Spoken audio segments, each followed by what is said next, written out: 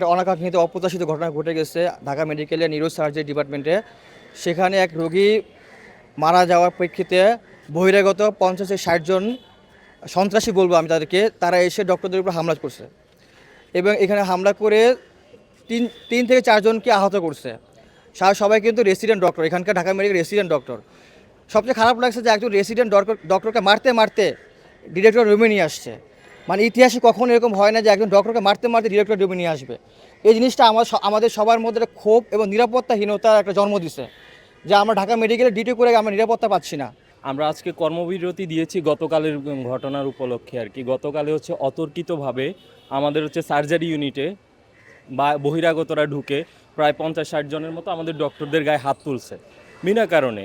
Patient যদি মারাও যায় সেই পেশেন্টকে তো আসলে ওই ডক্টর হ্যান্ডেলই করে নেয়, যে ডক্টররা মায়ের খাইছে, ঠিক আছে। ওই পেশেন্টের কোনো ট্রিটমেন্ট তখন স্টার্টই হয়নি অলরেডি, যে পেশেন্টকে নিয়ে ঝামেলা হয়েছে।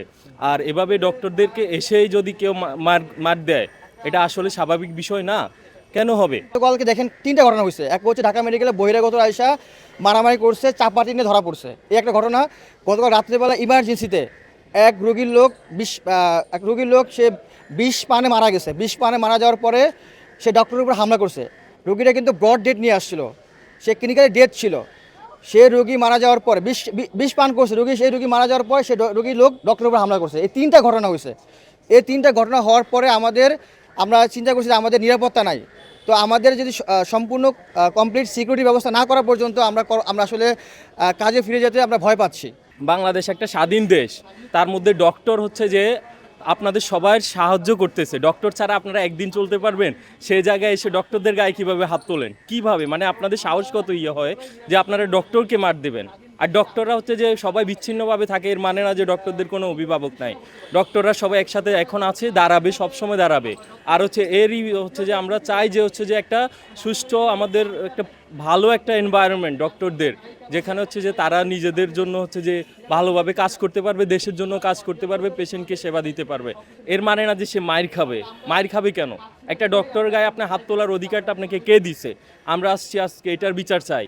আর দ্বিতীয় কারণ হচ্ছে যে আমাদের প্রোটেকশন দরকার, অবশ্যই দরকার। তাহলে আমরা ডক্টররা কেউ হসপিটালে থাকবো না। দেশের হসপিটাল কিভাবে চলবে যদি ডক্টরদের প্রোটেকশন না থাকে? এটা আসলে আমরা এখন ডিসিশন হয় নাই, আমরা এখন কতদিন চলবে এটা ডিসিশন হয় না। আমাদের মিটিং চলতেছে, ডিসিশন হলে জানাতে পারবো আর কি।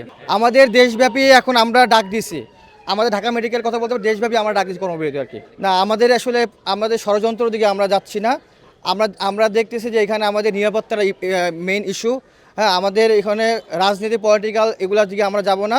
আমাদের প্রপার সিকিউরিটি মেনটেন করতে পারলে আমাদের কর্মবিরতি উঠে নেব। আমাদের প্রপার সিকিউরিটিটা চাই আমরা।